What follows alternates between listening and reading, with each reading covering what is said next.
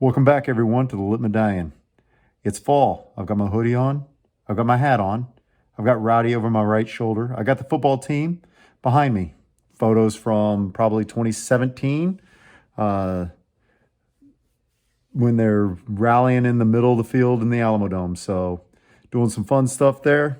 It's a good time in the Alamo Dome. If you're a Roadrunner fan, it really is.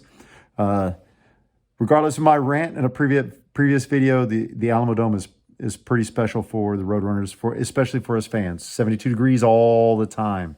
What I wanted to talk about, and it's something that needs to be said.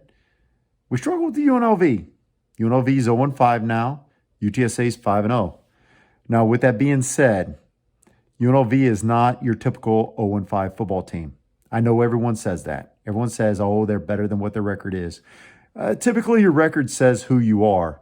But in this regard, while UNLV is 0-5 now, and we are 5-0, where they got the best of us was at the line of scrimmage on the offensive side. On the defensive side to our offensive line. Our offensive line is a little beat up. It's struggling. It struggled a little bit. Sincere McCormick had, I believe, 29 carries for only 89 yards.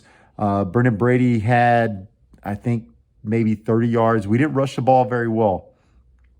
What we did do was keep Frank Harris protected. He had some good passing yards. He had well over 250 yards throwing the football, and I do believe that was part of their plan. They were going to stack the box. They were not going to let Sincere McCormick or Brendan Brady beat them. Well, you know what? That's why we have somebody like Frank Harris. He's a playmaker with his feet and his arms, and he made the plays. He absolutely made the plays. UNLV is going to surprise some people. They're going to sneak up on somebody that they're not supposed to beat. They're going to be prohibitive underdogs, and they're going to pull out the win. Because I saw a defensive line that played hard. I saw a team that played hard. For an 0-4 team, they played hard. Now, the nice thing about UNLV came down out of the suite after the end of the game, went down to the locker room, went down to the field after the game, and came across some UNLV people that worked there, and they were some of the nicest people. They were very complimentary. I'm making up words as I go along. This is awesome. But they were very complimentary of UTSA, and I think it helps that, most of our fans are pretty decent fans. We watch our game. Yeah, every team's going to have fans that are, disrespectful to other fans. But I don't think as a whole we're that type of fan base. I haven't seen it.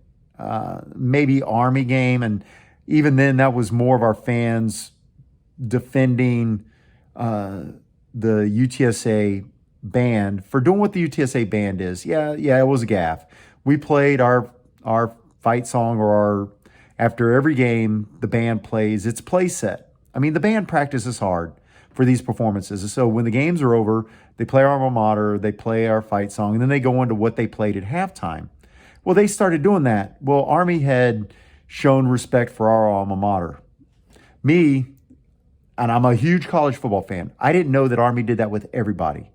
I thought it was just during the Army-Navy game that whoever won honored the losing team's alma mater, and then vice versa, right? And I thought that was a very unique tradition for just Army-Navy. Well, it wasn't. A gaffe, a goof, whatever you want to call it. UTSA wasn't being disrespectful on purpose. It happened. Okay, so we're past that. So that's my point. I think that's about the only time I've seen UTSA fans, maybe, I don't want to say being abusive towards other fans, but just basically saying, hey, wait a minute. No, this isn't us. We're not doing this. Lay off of our kids in the band. They're kids. They don't know. Easy, fellas, right? That kind of thing. So anyway, back to the game. We couldn't run the ball. Not to UTSA standards. We couldn't run the ball. We have the second best back in the nation, and we couldn't run the ball. They stacked the box, and they were ready. Now, they didn't get to Frank Harris. They didn't pressure him. They didn't rush him per se. That they owned our line of scrimmage, but I just think we were a little depleted. We have a couple guys missing, and I think that that started to show. We probably need a bye week. Unfortunately, we don't have one coming up uh, anytime soon. We play Western Kentucky next week, and that's going to be a tough game. It's going to be a game on the road. And Western Kentucky can light it up with that quarterback. Knowing that UTSA is 5-0, every game's winnable. Every game by UTSA that we play for the rest of the year is winnable. Now, you have to win the games, but every game is losable. That's the beauty of conference play. And when you're talking a G5 conference, pretty much, I don't want to say equal from top to bottom, but pretty much, the top 8 of the 12 teams or the 14 teams now can beat each other.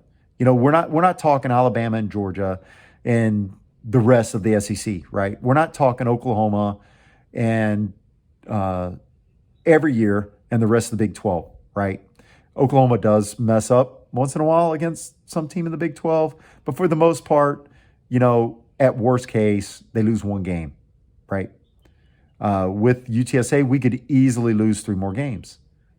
But at the end of the day, at the end of this season, if you were to tell me that we would enter this season 5-0, and we would end the season say 9-3, I'd have told you, well, awesome, but you're kind of insane. But you know what? Awesome. I will take it. I do see the Roadrunners, and I'm going to change my prediction, being 10-2 at the end of the season. I do think beating UAB and Western Kentucky are going to be tall orders. They can be done, but they're going to be tall orders. That's just where I see it. Now, let's talk about some of the defensive struggles. Every game, there's been a wide open wide receiver. I think the safety, either Rashad Wisdom or the other safety, bites on an underneath route and gives up someone right over the top. And I mean, there's nobody in the zip code. It's an easy pitch and catch for the quarterback. And that was 7 of their 17 points. So we gave up one easy strike, and our defense then made them earn the next 10. They really earned the next 10. We won the game 24-17. We missed 2 field goals, unlike Hunter Duplessis. One was a little lengthy, but the other one he just pushed to the right. And unfortunately, stuff like that happens. But we got 3 turnovers, and that is very important. That our defense turns the ball over. They really showed up. They really showed out. And you got to be happy with that performance as Roadrunners. We put pressure on their quarterback. He did have some decent yards, but we still got pressure on him. They couldn't run on us. That was glaringly obvious. We created 3 turnovers. We got to the quarterback, and more importantly, when they had a chance, right, to tie the game or send the game into overtime or go for 2, whatever. They had a chance, and their last play, we got to them and we sacked them, and got us the ball back, and then we went into victory formation. So the team is playing really, really solid fundamental football. I'm going to say it again. When they get a big play, they know what they're supposed to do. They know where they're supposed to be. And that is immensely important. That is organization. Organization gets you very far in life, as we all know.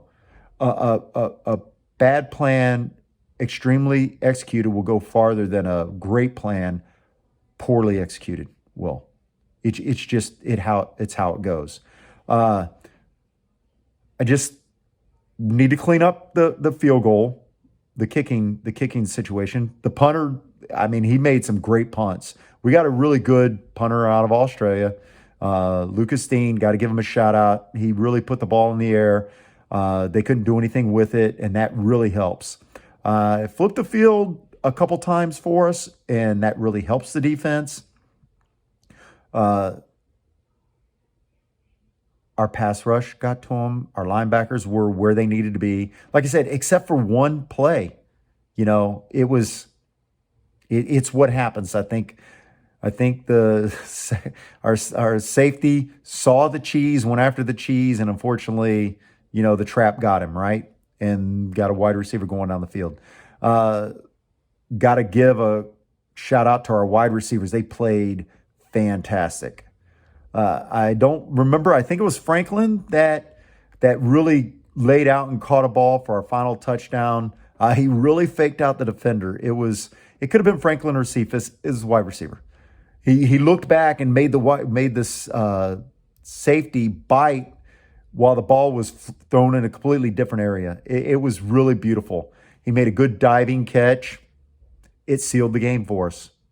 I mean, it put us up to 24-10. So then we were, kind of able to coast. It'd have been nice to be able to really seal it after that, but I mean, unfortunately, we couldn't. Now, the one big thing that I really don't understand. So we went for it on fourth down multiple times. We got it one time. And I think two more times we failed to get it.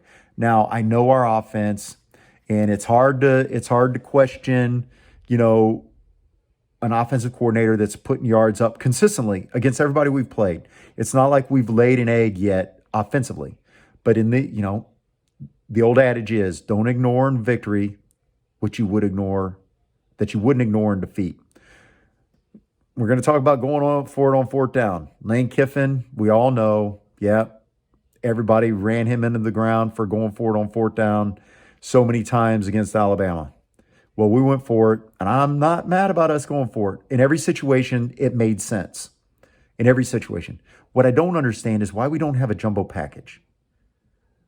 I can't really question the coaching staff.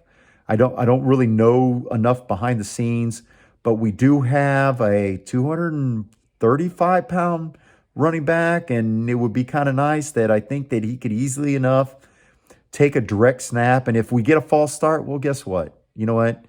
That's the same as not converting on our read option, But it'd be nice to have a direct snap to somebody that big, have a linebacker in the backfield, and just our big guys are coming after your big guys. And if you stop us, great.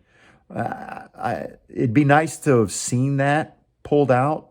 But, all in all, I understand sticking with what you know and what your guys know, and having confidence in Cincinnati McCormick, having confidence in Frank Harris to make the right read, and your offensive line to push the defensive line around. Now, you know what? They didn't.